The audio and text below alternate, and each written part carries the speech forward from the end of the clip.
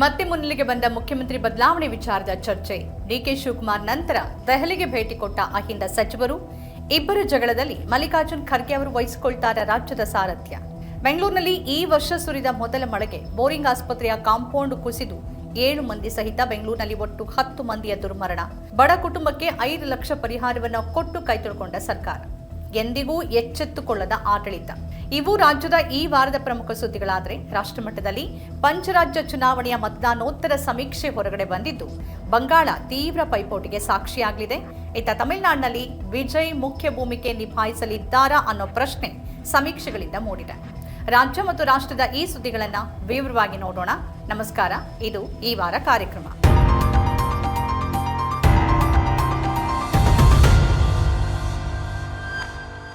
ಕಾಂಗ್ರೆಸ್ ಸರ್ಕಾರ 2023ರಲ್ಲಿ ಅಧಿಕಾರಕ್ಕೆ ಏರಿದಾಗಿನಿಂದಲೂ ಕೂಡ ಮುಖ್ಯಮಂತ್ರಿ ಬದಲಾವಣೆ ಚರ್ಚೆ ಅನ್ನೋದು ಚಾಲ್ತಿಯಲ್ಲಿದೆ. 2.5 ವರ್ಷ ಅಧಿಕಾರ ಹಂಚಿಕೆ ಸೂತ್ರಕ್ಕೆ ಮೊದಲಿಗೆ ಇಬ್ಬರು ನಾಯಕರು ಒಪ್ಪಿಕೊಂಡಿದ್ರು ಅನ್ನೋ ಮಾಹಿತಿ ರಾಜಕೀಯ ವಲಯದಲ್ಲಿ ನಾವೆಲ್ಲರೂ ಮೊದಲಿಂದ ಕೇಳ್ತಾ ಬಂದಿರೋ ಸಂಗತಿ. ಕಳೆದ ವರ್ಷ ಸರ್ಕಾರ 2.5 ವರ್ಷ ಪೂರೈಸೋ ಹೊತ್ತಿಗೆ ಸಿದ್ದರಾಮಯ್ಯನವರಿಂದ ಡಿಕೆ ಶಿವಕುಮಾರ್ ಅವರಿಗೆ ಅಧಿಕಾರ ಹಸ್ತಾಂತರದ ಬಹಳ ದೊಡ್ಡ ಚರ್ಚೆನೇ ನಡೆದಿತ್ತು. ಅದರ ನಂತರ ಚರ್ಚೆಯನ್ನು ಮುಂದುವರೆದಿತ್ತು. ಮತ್ತೀಗ ಅದು ಹೆಚ್ಚಿನ ಮಹತ್ವವನ್ನು ಪಡ್ಕೊಂಡಿರೋದು ಸರ್ಕಾರ 3 ವರ್ಷಗಳನ್ನು ಪೂರೈಸೋ ಸಮಯ ಹತ್ತಿರದಲ್ಲಿರುವಾಗ. ಈ ಬಾರಿ ಇದು ಕ್ಲೈಮ್ಯಾಕ್ಸ್ ಹಂತವನ್ನ ತಲುಪಿರುವಂತೆ ಕಾಣ್ತಾ ಇದೆ. ಸಿದ್ದರಾಮಯ್ಯನವರು ಎಲ್ಲೂ ಕೂಡ ಅಧಿಕಾರವನ್ನ ಬಿಟ್ಕೊಡೋದಿಲ್ಲ ಅಂತಾನೂ ಹೇಳದೆ ಮೌನಕ್ಕೆ ಜಾರಿರೋದು ಯಾವುದಾದ್ರೂ ಒಂದು ಬದಲಾವಣೆಗೆ ವೇದಿಕೆ ಸಿದ್ಧವಾಗಿದೆಯಾ ಅನ್ನೋ ಅನುಮಾನವನ್ನ ಮತ್ತಷ್ಟು ಮೂಡಿಸ್ತಾ ಇದೆ. ಈ ನಡುವೆ ಅಹಿಂದ ನಾಯಕರುಗಳಾದ ಎಚ್ ಸಿ ಮಹದೇವಪ್ಪನವರು, ಸತೀಶ್ ಜಾರಕಿಹೊಳಿ ಅವರು ಕೂಡ ದೆಹಲಿಗೆ ತೆರಳಿ ಹೈಕಮಾಂಡ್ ನಾಯಕರನ್ನ ಭೇಟಿಯಾಗಿ ಮಾತುಕತೆ ಮಾಡಿದ್ದಾರೆ. ಸಿದ್ದರಾಮಯ್ಯನವರನ್ನ ಹುದ್ದೆಯಿಂದ ಇಳಿಸಿದ್ರೆ ತಮ್ಮ ಭವಿಷ್ಯದ ಚಿಂತೆಯಲ್ಲಿ ಈ ನಾಯಕರುಗಳಿದ್ದಾರೆ. ತಮ್ಮ ಸ್ಥಾನಮಾನ ಏನು ಅನ್ನೋ ಬಗ್ಗೆ ಮಾತುಕತೆಗಳು ನಡೆದಿದೆ. ಪ್ರತಿ ಬಾರಿಯಂತೆ ಈ ಬಾರಿನೂ ಕೂಡ ಮುಖ್ಯಮಂತ್ರಿ ಹುದ್ದೆ ಬದಲಾವಣೆ ಅಂತಂದ್ರೆ ಅಧಿಕಾರ ಹಸ್ತಾಂತರದ ಚರ್ಚೆ ಸಂದರ್ಭದಲ್ಲಿ ಬರುತ್ತಲ್ಲ, ದಲಿತ ಸಿಎಂ ಬೇಡಿಕೆ. ಈ ಬಾರಿ ಕೂಡ ಅದಿದೆ, ಆದರೆ ಸ್ವಲ್ಪ ಭಿನ್ನವಾಗಿದೆ.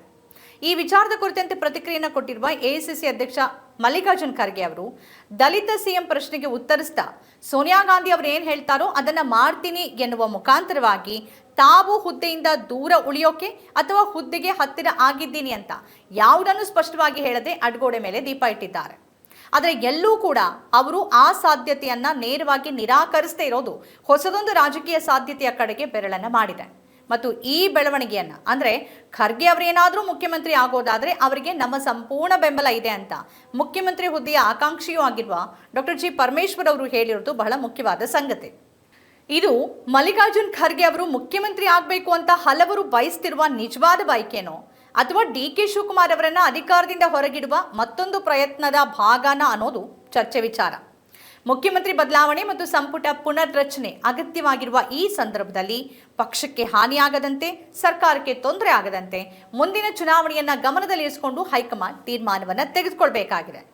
ಅನೇಕ ಹಿರಿಯ ಶಾಸಕರಿಗೆ ಅವಕಾಶವನ್ನು ಕೊಡಬೇಕಿದೆ. ಜೊತೆಗೆ ಸಿದ್ದರಾಮಯ್ಯನವರು ಮತ್ತು ಡಿ ಕೆ ಶಿವಕುಮಾರ್ ಇಬ್ಬರನ್ನೂ ಒಳಗೊಂಡು ತೀರ್ಮಾನ ತೆಗೆದುಕೊಳ್ಬೇಕು. ಇಬ್ಬರೂ ರಾಜ್ಯದ ಕಾಂಗ್ರೆಸ್ ಪಕ್ಷಕ್ಕೆ ಎಷ್ಟು ಮುಖ್ಯ ಅನ್ನೋದು ಹೈಕಮಾಂಡ್ ನಾಯಕರಿಗೆ ತಿಳಿಯದೇ ಇರೋ ವಿಚಾರ ಏನಲ್ಲ. ಆದರೆ ಇಲ್ಲಿ ಡಿ ಕೆ ಶಿವಕುಮಾರ್ ಅವರ ನಡೆ ಬಹಳ ಮುಖ್ಯವಾಗಿರುತ್ತೆ. ಸೋನಿಯಾ ಗಾಂಧಿ, ರಾಹುಲ್ ಗಾಂಧಿ ಏನ್ ಹೇಳ್ತಾರೋ ಅದನ್ನ ನಾವು ಮಾಡ್ತೀವಿ ಎನ್ನುವ ಪಕ್ಷ ನಿಷ್ಠೆಯ ಮಾತುಗಳನ್ನ ಅಂದಿಗೂ ಇಂದಿಗೂ ಆಡ್ತಿರುವ ಡಿ ಕೆ ಶಿವಕುಮಾರ್ ಅವರು ತಮ್ಮ ಶ್ರಮಕ್ಕೆ ಕೂಲಿ ಕೇಳ್ತಿದ್ದಾರೆ. ಮತ್ತು ಸರ್ಕಾರ ರಚನೆಯ ಸಂದರ್ಭದಲ್ಲಿ ಈ ಮಾತುಕತೆ ಆಗಿತ್ತು ಅಂತ ಅವರು ಹಲವು ಬಾರಿ ಪ್ರಸ್ತಾಪ ಮಾಡಿದ್ದಾರೆ. ಅದೇ ಮಾತನ್ನು ಅವರು ಹೈಕಮಾಂಡ್ ನಾಯಕರಿಗೆ ನೆನಪಿಸಿದ್ದಾರೆ. ತಮಗ್ ಸಿಗಬೇಕಾದ ಹಕ್ಕು ಮತ್ತು ಪಾಲನ್ನ ಕೊಡಿ ಅನ್ನೋದಷ್ಟೇ ಅವರ ವಾದ. ಈ ವಾದವನ್ನು ಒಪ್ಪುವ ಸ್ಥಿತಿಯಲ್ಲಿ ಹೈಕಮಾಂಡ್ ಇದ್ರೂ ಕೂಡ ಒಂದು ವೇಳೆ ಬದಲಾವಣೆ ಮಾಡಿದ್ರೆ ಅದು ಪಕ್ಷದ ಮೇಲೆ ಬೀರುವ ಪರಿಣಾಮದ ಬಗ್ಗೆ ಅದಕ್ಕೆ ಆತಂಕ ಇದೆ. ಒಟ್ನಲ್ಲಿ ಮಲ್ಲಿಕಾರ್ಜುನ್ ಖರ್ಗೆ ಮತ್ತು ಅನೇಕ ನಾಯಕರ ಹೇಳಿಕೆಯಂತೆ ಸರಿಯಾದ ಸಂದರ್ಭದಲ್ಲಿ ತೀರ್ಮಾನ ಆಗಲಿದೆ ಎನ್ನುವ ಅವರ ಹೇಳಿಕೆಗಳು ಮೇ 15ರ ಹೊತ್ತಿಗೆ ಅಥವಾ ಮೇ ತಿಂಗಳ ಅಂತ್ಯದ ಹೊತ್ತಿಗೆ ಒಂದು ಸೂಕ್ತ ತೀರ್ಮಾನವನ್ನ ಈ ಬಾರಿ ಹೈಕಮಾಂಡ್ ತೆಗೆದುಕೊಳ್ಳಬಹುದು ಅನ್ನೋದನ್ನೇ ಸೂಚಿಸ್ತಾ ಇದೆ. ಇನ್ನು ಸಿದ್ದರಾಮಯ್ಯನವರು ಅಧಿಕಾರವನ್ನ ಬಿಟ್ಕೊಡೋದಕ್ಕೂ ಸಿದ್ಧ ಅಂತ ಅವರ ಆಪ್ತ ರಾಜಣ್ಣನವರು ಹೇಳಿರೋದು ಇಲ್ಲಿ ಗಮನಿಸಬೇಕಾದಂತ ಅಂಶ. ಸಿದ್ದರಾಮಯ್ಯನವರು ಮೊದಲಿಂದಲೂ ಕೂಡ ಹೈಕಮಾಂಡ್ ಹೇಳಿದ್ದಕ್ಕೆ ಬದ್ಧ ಅಂತಾನೆ ಹೇಳ್ತಾ ಬಂದಿದ್ದಾರೆ. ಅವರ ಮಹತ್ವಾಕಾಂಕ್ಷಿಯ ವಿಚಾರಗಳಲ್ಲಿ ಒಂದಾದ ಒಳ ಮೀಸಲಾತಿಯನ್ನ ಹಾಗೋ ಹೀಗೋ ಅಂತಿಮವಾಗಿ ಬಗೆಹರಿಸಲಾಗಿದೆ. ಆದರೆ ಹಿಂದುಳಿದ ವರ್ಗದ ಇಲಾಖೆಯಿಂದ ನಡೆಸಿರುವ ಸಾಮಾಜಿಕ, ಆರ್ಥಿಕ ಮತ್ತು ಶೈಕ್ಷಣಿಕ ಸಮೀಕ್ಷೆಯ ವರದಿ ಇನ್ನೂ ಬಹಿರಂಗ ಆಗಿಲ್ಲ ಮತ್ತು ಜಾರಿಯ ಮಾತು ದೂರ ಇದೆ. ಸಿದ್ದರಾಮಯ್ಯನವರು ಅಹಿಂದವನ್ನೇ ರಾಜಕೀಯವನ್ನಾಗಿ ಮಾಡಿಕೊಂಡ ಬಂದ ಸಂದರ್ಭದಲ್ಲಿ ಹುದ್ದೆಯಿಂದ ನಿರ್ಗಮಿಸ್ತಾರ. ಹಾಗೆ ನಿರ್ಗಮಿಸಿದ್ದೇ ಆದಲ್ಲಿ ಈ ಸಮೀಕ್ಷೆ ಕಥೆ ಏನು? ಅದಕ್ಕೆ ತಾರ್ಕಿಕ ಅಂತ್ಯವನ್ನ ಕಾಣಿಸದೆ ಹೋದ್ರೆ ಅವರು ಆ ವರ್ಗಕ್ಕೆ ಮಾಡುವ ನಿಜವಾದ ಅನ್ಯಾಯ ಅಲ್ವಾ? ಅವರ ಮೊದಲ ಅವಧಿಯಲ್ಲೂ ಕಾಂತರಾಜು ಆಯೋಗದ ವರದಿಯನ್ನ ಸ್ವೀಕಾರ ಮಾಡದೆ ಅತಂತ್ರ ಮಾಡಿದ್ರು. ಈ ಬಾರಿ ಕೂಡ ಅದನ್ನೇ ಮಾಡ್ತಾರಾ? ಅವರ ಆಪ್ತರೇ ಹೇಳುವಂತೆ ಹಿಂದಿರುವ ಸಿದ್ದರಾಮಯ್ಯನವರು ಈಗಿಲ್ಲ, ದೃಢವಾದ ನಿರ್ಧಾರವನ್ನ ತೆಗೆದುಕೊಳ್ತಿಲ್ಲ ಮತ್ತು ತಮ್ಮ ಬೆಂಬಲಿಗರ ಬೆಂಬಲಕ್ಕೆ ನಿಲ್ತಿಲ್ಲ ಎನ್ನುವ ಮಾತಿನ ಜೊತೆಗೆ ತಮ್ಮ ಹಿಂದಿನ ರಾಜಕೀಯ ಘೋಷಣೆಗೂ ಬದ್ಧರಾಗಿಲ್ಲ ಅನ್ನುವ ಆರೋಪವನ್ನು ಹೊತ್ಕೊಳ್ಬೇಕಾಗಬಹುದು. ಏನೇ ಆದರೂ ಜನರ ಸಮಸ್ಯೆ ನೂರಾರಿದೆ. ಒಂದು ಸರ್ಕಾರ ಎಷ್ಟು ಸಂಖ್ಯಾಬಲವನ್ನು ಹೊಂದಿದೆ ಅನ್ನೋದು ಮುಖ್ಯ ಆಗೋದಿಲ್ಲ, ಎಷ್ಟು ಸ್ಥಿರವಾದ ಆಡಳಿತವನ್ನು ಕೊಡ್ತಿದೆ ಅನ್ನೋದು ಬಹಳ ಮುಖ್ಯ ಆಗತ್ತೆ.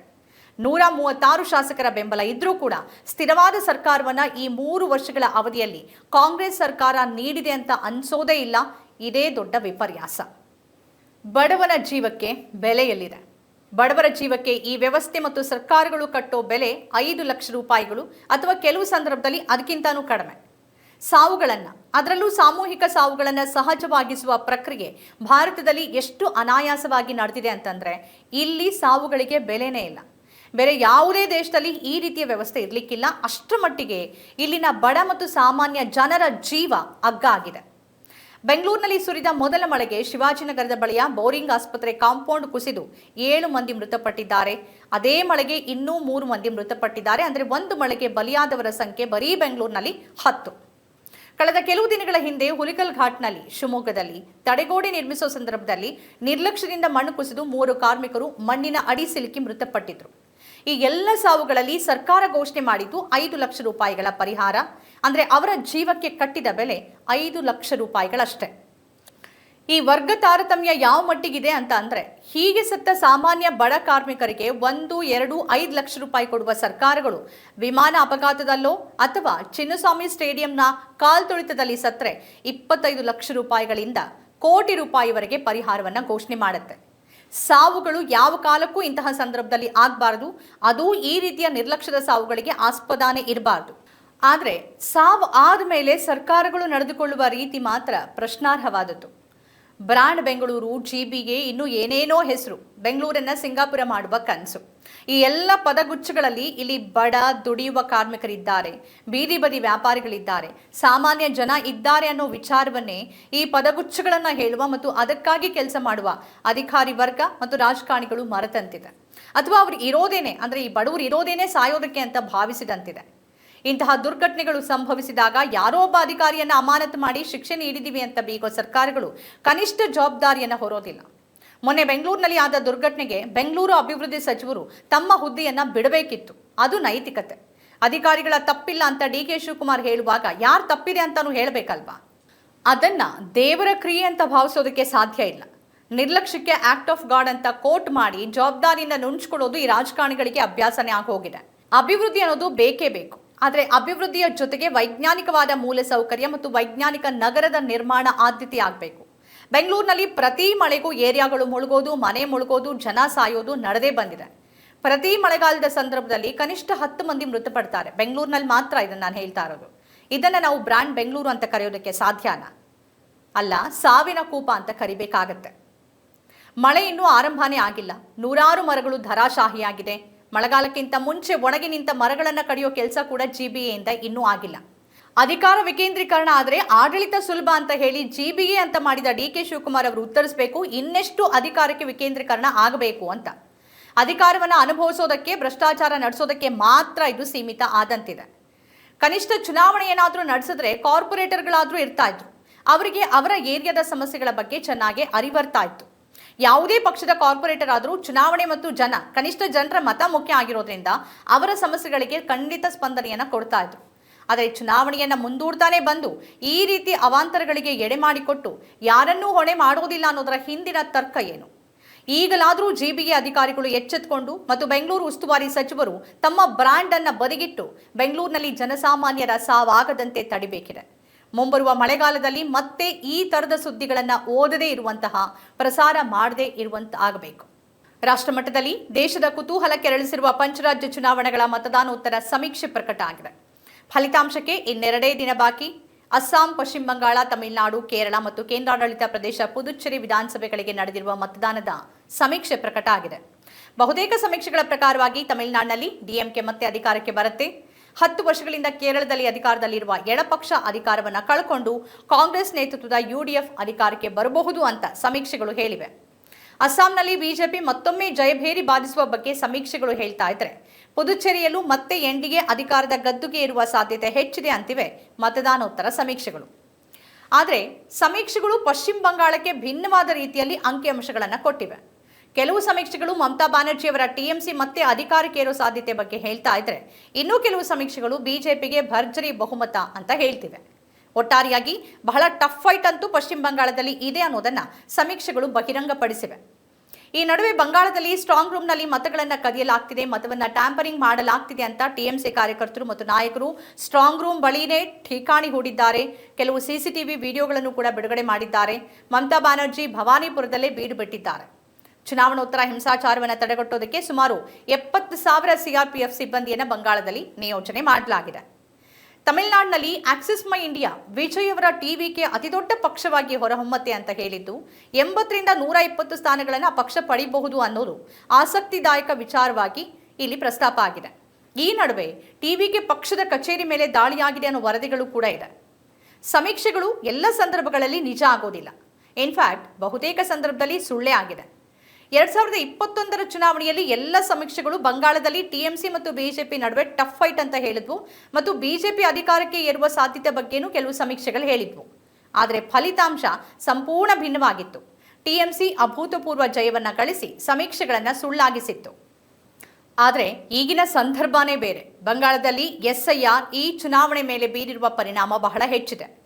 ಇನ್ನು ಈ ರಾಜ್ಯಗಳ ಚುನಾವಣೆಯ ಫಲಿತಾಂಶ ಬೀರಬಹುದಾದ ಪರಿಣಾಮಗಳನ್ನು ನಾವು ಗಮನಿಸೋದಾದರೆ, ಎಲ್ಲ ರಾಜ್ಯಗಳಿಗಿಂತ ಹೆಚ್ಚು ಗಮನ ಸೆಳೆದಿರೋದು ಪಶ್ಚಿಮ ಬಂಗಾಳ. ಮೋದಿ ವರ್ಸಸ್ ದೀದಿ ಗುದ್ದಾಟದಲ್ಲಿ ಯಾರು ಗೆಲ್ತಾರೆ ಅನ್ನೋದರ ಮೇಲೆ ರಾಷ್ಟ್ರ ರಾಜಕಾರಣದ ಭವಿಷ್ಯ ಕೂಡ ನಿಂತಿದೆ. ಬಂಗಾಳದ ನಂತರ ತಮ್ಮ ಗುರಿ ದೆಹಲಿ ಕಡೆಗೆ, ಬಿಜೆಪಿ ವಿನಾಶವೇ ನನ್ನ ಗುರಿ ಅಂತ ಮಮತಾ ಬ್ಯಾನರ್ಜಿ ಹೇಳಿದ್ದಾರೆ. ಒಂದು ವೇಳೆ ಬಂಗಾಳವನ್ನ ಮತ್ತೆ ಮಮತಾ ಬ್ಯಾನರ್ಜಿ ಗೆದ್ದಿದ್ದೇ ಆದರೆ ಅದು ಬಿಜೆಪಿ, ಅದಕ್ಕಿಂತಲೂ ಹೆಚ್ಚಾಗಿ ನರೇಂದ್ರ ಮೋದಿ ಮತ್ತು ಅಮಿತ್ ಶಾ ಜೋಡಿಗೆ ದೊಡ್ಡ ಹಿನ್ನಡೆ ಮತ್ತು ಅವರ ಆಡಳಿತ ಕುಸಿತದ ಸೂಚಕನೂ ಆಗಲಿದೆ. ಹಾಗೆಯೇ ಪ್ರಬಲ ನಿಲುವಿನೊಂದಿಗೆ ವಿರೋಧ ಪಕ್ಷ ಹೋರಾಟವನ್ನ ನಡೆಸಿದ್ರೆ ಮೋದಿ ಸರ್ಕಾರವನ್ನ ಕಿತ್ತೆಸಬಹುದು ಅನ್ನೋ ಸಂದೇಶವನ್ನು ಅದು ನೀಡಲಿದೆ. ಒಂದು ವೇಳೆ ಬಿಜೆಪಿ ಗೆದ್ರೆ ವಿರೋಧ ಪಕ್ಷಗಳಿಂದ ಆಡಳಿತ ಯಂತ್ರ ಅಂತಂದ್ರೆ ಎಸ್ಐಆರ್ ಇರ್ಬೋದು, ಚುನಾವಣಾ ಆಯೋಗ, ಇಡಿ, ಐಟಿ, ಸಿಬಿಐ ಇದರ ದುರ್ಬಳಕೆ ಆರೋಪ ಮತ್ತೊಮ್ಮೆ ಕೇಳತ್ತೆ. ಆದರೆ ವಿಪಕ್ಷಗಳ ಕೈ ಕಟ್ಟಿ ಬಾಯಿ ಮುಚ್ಚಿಸುವಲ್ಲಿ ಬಿಜೆಪಿ ಯಶಸ್ವಿ ಆಗತ್ತೆ ಮತ್ತು ನರೇಂದ್ರ ಮೋದಿ ಅಮಿತ್ ಶಾ ಜೋಡಿ ಕುದುರೆಗಾಡಿಗೆ ಲಗಾಮಿಲ್ಲದೆ ಸಂಚರಿಸುವಂತಾಗಬಹುದು. ವಿಪಕ್ಷಗಳಿಗೆ ಅವರನ್ನ ಎದುರಿಸೋಕೆ ಮುಂದಿನ ದಿನಗಳು ಕಷ್ಟ ಆಗತ್ತೆ. ತಮಿಳುನಾಡಿನಲ್ಲಿ ಮತ್ತೆ ಡಿಎಂಕೆ ಬಂದ್ರೆ ಬಿಜೆಪಿ ಮತ್ತು ನರೇಂದ್ರ ಮೋದಿ ಅಮಿತ್ ಶಾ ಜೋಡಿಗೆ ತೊಡಕುಂಟಾಗತ್ತೆ. ಪ್ರಾದೇಶಿಕ ನಾಯಕತ್ವ ಹೆಚ್ಚು ಪ್ರಾಬಲ್ಯ ಸಾಧಿಸಲಿದೆ. ಆದರೆ ಅಲ್ಲಿ ವಿಜಯ್ ನೇತೃತ್ವದ ಟಿವಿಕೆ ಉತ್ತಮ ಸಾಧನೆಯನ್ನ ಮಾಡಿ ನಿರ್ಣಾಯಕ ಸ್ಥಿತಿಗೆ ಬಂದ್ರೆ, ಅಂದ್ರೆ ಅಲ್ಲಿ ಒಂದ್ ವೇಳೆ ಏನಾದ್ರೂ ಅತಂತ್ರ ವಿಧಾನಸಭೆ ರಚನೆ ಆದ್ರೆ ಆಗ ಬಿಜೆಪಿ ತನ್ನ ಆಟ ಆಡೋಕೆ ಹಾದಿ ಸುಗಮ ಆಗತ್ತೆ. ಈ ಹಿಂದೆನೇ ವಿಜಯ್ ಅವರಿಗೆ ಆಫರ್ ನೀಡಿದ್ದ ಬಿಜೆಪಿ ಸರ್ಕಾರ ರಚಿಸುವ ತಂತ್ರಗಾರಿಕೆಯನ್ನ ಖಂಡಿತವಾಗಿಯೂ ಹೂಡಲಿದೆ. ಹಾಗಾಗಿ ತಮಿಳುನಾಡಿನಲ್ಲಿ ವಿಜಯ್ ಹೆಚ್ಚಿನ ಸ್ಥಾನ ಗೆಲ್ಲೋದು ಬಿಜೆಪಿಗೆ ವರ ಆಗಲಿದೆ. ಇನ್ನು ಕೇರಳದಲ್ಲಿ ಎಡಪಕ್ಷ ಅಧಿಕಾರವನ್ನ ಕಳ್ಕೊಂಡ್ರೆ ಇಡೀ ದೇಶದಲ್ಲಿ ಅಧಿಕಾರವನ್ನ ಹೊಂದಿರುವ ಒಂದು ರಾಜ್ಯನೂ ಎಡಪಕ್ಷಗಳ ಕೈ ತಪ್ಪಿ ಹೋಗಲಿದ್ದು ಕಮ್ಯುನಿಸ್ಟ್ ರಾಜಕೀಯದ ಕೊನೆ ಹೆಜ್ಜೆಯಾಗಿ ಕಾಣಿಸ್ತಿದೆ. ತಮಿಳುನಾಡಿನಲ್ಲಿ ಡಿಎಂಕೆ, ಬಂಗಾಳದಲ್ಲಿ ಟಿಎಂಸಿ, ಕೇರಳದಲ್ಲಿ ಪಿಣರಾಯಿ ಅಥವಾ ಯುಡಿಎಫ್ ಬಂದ್ರೆ ಬಿಜೆಪಿ ವಿರುದ್ಧ ವಿಪಕ್ಷಗಳ ಹೋರಾಟಕ್ಕೆ ಮತ್ತಷ್ಟು ಶಕ್ತಿ ಬರಲಿದೆ. ಒಂದು ವೇಳೆ ಇಲ್ಲಿ ಅಧಿಕಾರವನ್ನ ಕಳೆದುಕೊಂಡ್ರೆ ರಾಷ್ಟ್ರ ಮಟ್ಟದಲ್ಲಿ ವಿಪಕ್ಷದ ಪ್ರಾಬಲ್ಯ ಬಹುತೇಕ ಕುಸಿತ ಕಾಣಲಿದೆ. ಹೆಚ್ಚಾಗಿರುವ ಮತದಾನದ ಪ್ರಮಾಣ ಯಾವುದರ ಸೂಚಕ ಅನ್ನೋದು ಸ್ಪಷ್ಟ ಆಗಬೇಕು ಅಂತಾದ್ರೆ ಇನ್ನೊಂದು ದಿನ ಕಾಯಬೇಕಿದೆ. ಇವಿಷ್ಟು ಈ ವಾರದ ರಾಜ್ಯ ಮತ್ತು ರಾಷ್ಟ್ರ ಮಟ್ಟದ ಪ್ರಮುಖ ಸುದ್ದಿಗಳು. ಈ ರೀತಿಯ ಬೇರೆ ಬೇರೆ ವಿಶೇಷ ಕಾರ್ಯಕ್ರಮಗಳನ್ನು ತಾವು ನೋಡಬೇಕು ಅಂತಂದ್ರೆ ನಮ್ಮ ಚಾನೆಲ್ ಸಬ್ಸ್ಕ್ರೈಬ್ ಮಾಡಿ. ನಮಸ್ಕಾರ. ನಮ್ಮ ಕಾರ್ಯಕ್ರಮಗಳನ್ನ ನೀವು ನೋಡ್ತಾ ಇದ್ರೆ ನಮ್ಮ ಚಾನೆಲ್ ಅನ್ನ ಸಬ್ಸ್ಕ್ರೈಬ್ ಮಾಡಿ, ಪಕ್ಕದ ಬೆಲ್ ಐಕಾನ್ ಒತ್ತಿ ನಮ್ಮನ್ನ ಬೆಂಬಲಿಸಿ. ಹಾಗೆ ನಮ್ಮ ಕಾರ್ಯಕ್ರಮಗಳನ್ನ ಲೈಕ್ ಮಾಡಿ, ಕಮೆಂಟ್ ಮಾಡಿ, ಅದನ್ನ ಬೇರೆಯವರಿಗೂ ವಾಟ್ಸ್ಆಪ್ ಮೂಲಕ ಶೇರ್ ಮಾಡಿ. ನೀವು ಹೀಗೆ ಮಾಡಿದಾಗ ನಮ್ಮ ಚಾನೆಲ್ ಇನ್ನಷ್ಟು ಮತ್ತಷ್ಟು ಜನರಿಗೆ ತಲುಪಲು ನೀವು ನಮ್ಮೊಂದಿಗೆ ಸಹಕರಿಸಿದ ಹಾಗಾಗುತ್ತೆ. ಇದು ನೀವು ಯಾವುದೇ ಖರ್ಚಿಲ್ಲದೆ ಕೆಲವೇ ಸೆಕೆಂಡುಗಳಲ್ಲಿ ನೀಡಬಹುದಾದ ಸಹಕಾರ. ಧನ್ಯವಾದಗಳು.